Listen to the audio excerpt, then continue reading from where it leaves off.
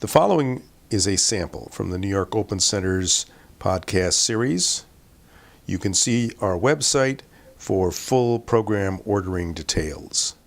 The book that this draws on is called Dark Green Religion, Nature,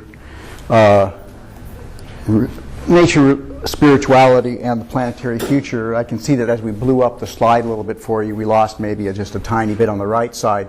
The website alluded to here is just brontaylor.com, and not only can you read about the preface and introduction and I think first chapter, but a part of what you were alluding to is I have supplemental materials on the book. So a lot of the footnotes that are not in the book itself are available to folks online. But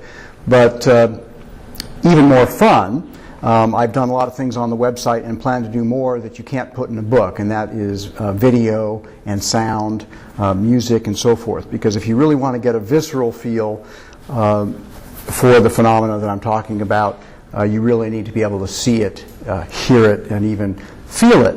So over time I'm going to be building that out all the more, but you get a little bit of a treat tonight because I'm going to bring a little bit of that, a few of those sounds and sights to you tonight, that only a few of which are currently on the website.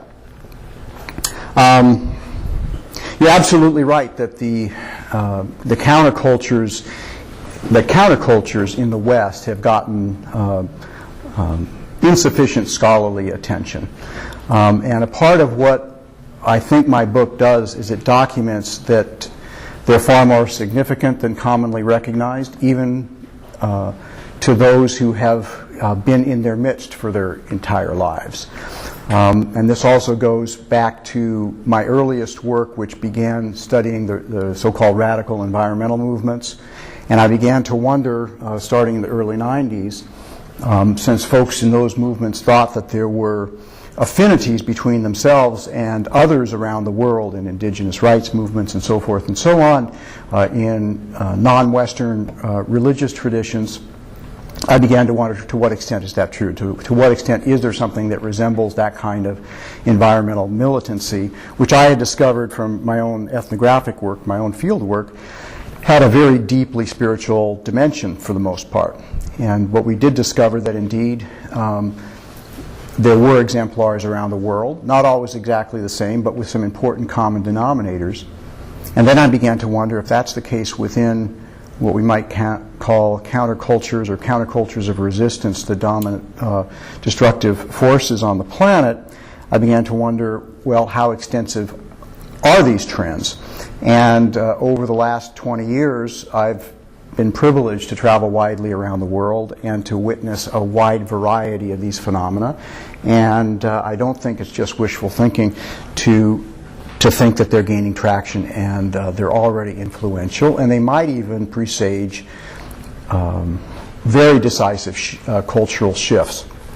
So that's what the book is about. And lest people think that I'm a romantic or naive, I like to point out that as a social scientist and a philosopher, but also as an environmental studies scholar, I like to think across a lot of different social, geographical, and time scales.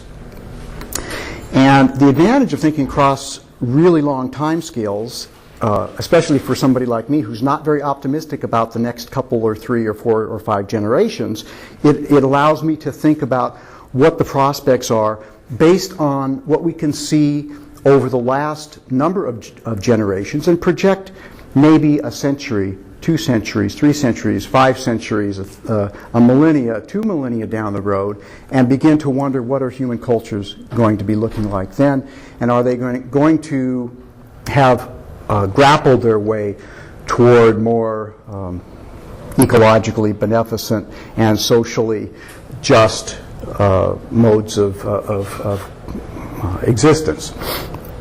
So that's a little bit of where the book goes also. But because we are storytelling creatures, I'm going to start really with stories tonight. That was a sample from the New York Open Center's podcast series. You can see the full program ordering details at our website, opencenter.org.